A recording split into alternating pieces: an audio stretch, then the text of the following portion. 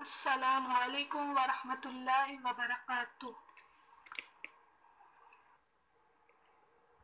اعوذ باللہ من الشیطان الرجیم، بسم اللہ الرحمن الرحیم۔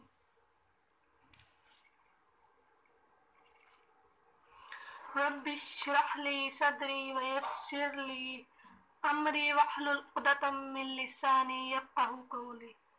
پروردگار، میرا سینہ کھول دے اور میرے کام کو میرے لیے آسان کر دے اور میرے زبان کی گرہ سلجھا دے تاکہ لوگ میری بات سمجھ سکیں۔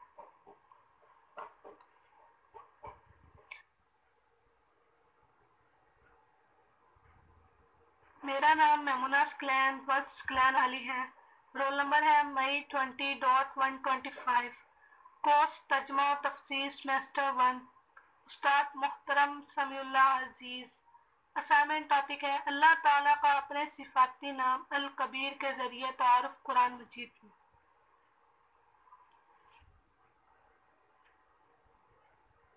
پس منظر، اللہ تعالیٰ کی بے شمار صفات ہیں جن کا کوئی احاطہ نہیں کیا جا سکتا۔ جس طرح اللہ تعالیٰ کی ذات کی کوئی حد اور انتہا نہیں ہے، اسی طرح اس کی صفات کی بھی کوئی حد نہیں ہے۔ اس کی صفات اور کمالات نہ تو ہمارے شمار میں آ سکتے ہیں اور نہ ہی وہ صفات ہو سکتی ہیں جن کو ہم بیان کر سکیں۔ اللہ کی ذات پاک بے حد اور بے پایہ ہے۔ اللہ کے بابرکت نام اور صفات جن کی پہچان اصل توحید ہے، کیونکہ ان کی صحیح معرفت سے ذات باری تعالیٰ کی معرفت حاصل ہوتی ہے۔ عقیدہ توحید کی معرفت اور اس پر حیات قائم و دائم رہنا ہی اصل دین ہے۔ اللہ تعالیٰ کے ذاتی نام اللہ کے علاوہ اللہ کے 99 صفاتی نام مشہور ہیں۔ انہیں اسماء اللہ الحسنی کہا جاتا ہے۔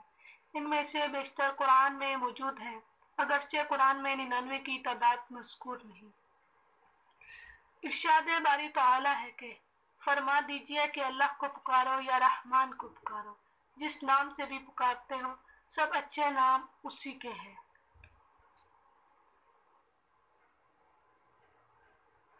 الکبیر اللہ تعالیٰ کے صفاتی ناموں میں سے ایک نام ہے جس کے معنی بہت بڑا، بڑائی والا کے ہیں۔ الکبیر لغت میں اسے کہتے ہیں جو سب سے بڑا ہو اور اس سے بھی بڑا ہو کہ اس کی کبریائی اور عظمت کا احاطہ کر سکے، اور وہ اپنی مخلوق کی مشابہت سے بھی بڑا ہو۔ ارض و آسمان اور جو کچھ ان کے درمیان ہے وہ سب اشیاء اللہ کے ہاتھ میں اس طرح ہیں جس طرح ہم میں سے کسی کے ہاتھ میں رائی کا دانہ ہو۔ اللہ تعالیٰ کا صفاتی نام الکبیر کا تعارف قرآن مجید میں درج ذیل آیات میں آیا ہے۔ سورہ اعراف کی آیت نمبر 9 میں اللہ تعالیٰ ارشاد فرماتے ہیں، عالم الغیب والشہادۃ الکبیر المتعال۔ ترجمہ، پوشیدہ اور ظاہر کا جاننے والا ہے، سب سے بڑا بلند مرتبہ ہے۔ سورہ الحج کی آیت نمبر 62 میں اللہ تعالیٰ ارشاد فرماتے ہیں، ذَلِكَ بِأَنَّ اللَّهَ هُوَ الْحَقُّ وَأَنَّ مَا يَدْعُونَ مِن دُونِهِ هُوَ الْبَاطِلُ وَأَنَّ اللَّهَ هُوَ الْعَلِيُّ الْكَبِيرُ۔ ترجمہ، یہ اس لیے کہ حق اللہ ہی کی ہستی ہے اور جنہیں اس کے سوا پکارتے ہیں باطل ہے، اور بے شک اللہ ہی بلند مرتبہ بڑائی والا ہے۔ سورہ لقمان کی آیت نمبر 30 میں اللہ تعالیٰ ارشاد فرماتے ہیں، ذَلِكَ بِأَنَّ اللَّهَ هُوَ الْحَقُّ وَأَنَّ مَا يَدْعُونَ مِن دُونِهِ الْبَاطِلُ وَأَنَّ اللَّهَ هُوَ الْعَلِيُّ الْكَبِيرُ۔ ترجمہ، یہ اس لیے کہ اللہ ہی حق ہے اور اس کے سوا جس کو وہ پکارتے ہیں جھوٹ ہے، اور اللہ ہی بلند مرتبہ بزرگ ہے۔ سورہ سبا کی آیت نمبر 23 میں اللہ تعالیٰ ارشاد فرماتے ہیں، وَلَا تَنفَعُ الشَّفَاعَةُ عِندَهُ إِلَّا لِمَنْ أَذِنَ لَهُ حَتَّى إِذَا فُزِّعَ عَنْ قُلُوبِهِمْ قَالُوا مَاذَا قَالَ رَبُّكُمْ قَالُوا الْحَقَّ وَهُوَ الْعَلِيُّ الْكَبِيرُ۔ اور اس کے ہاں سفارش نفع نہ دے گی مگر اسی کو جس کے لیے وہ اجازت دے گا، یہاں تک کہ جب ان کے دل سے گھبراہٹ دور ہو جاتی ہے کہتے ہیں تمہارے رب نے کیا فرمایا، وہ کہتے ہیں سچی بات فرمائی، اور وہی علی شان اور سب سے بڑا ہے۔ سورہ مومن کی آیت نمبر 12 میں اللہ تعالیٰ ارشاد فرماتے ہیں، ذَلِكُمْ بِأَنَّهُ إِذَا دُعِيَ اللَّهُ وَحْدَهُ كَفَرْتُمْ وَإِن يُشْرَكْ بِهِ تُؤْمِنُوا فَالْحُكْمُ لِلَّهِ الْعَلِيِّ الْكَبِيرِ۔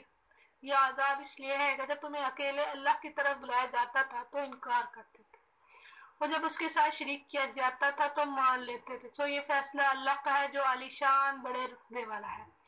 سورہ البروج کی آیت نمبر 11 میں اللہ تعالیٰ ارشاد فرماتے ہیں ان الذین آمنوا وعملوا الصالحات لهم جنات تجری من تحتها الانہار ذلک الفوز الکبیر۔ بے شک جو لوگ ایمان لائے اور انہوں نے بھی نیک کام کیے ان کے لیے باغ ہیں جن کے نیچے نہریں بہتی ہوں گی، یہی بڑی کامیابی ہے۔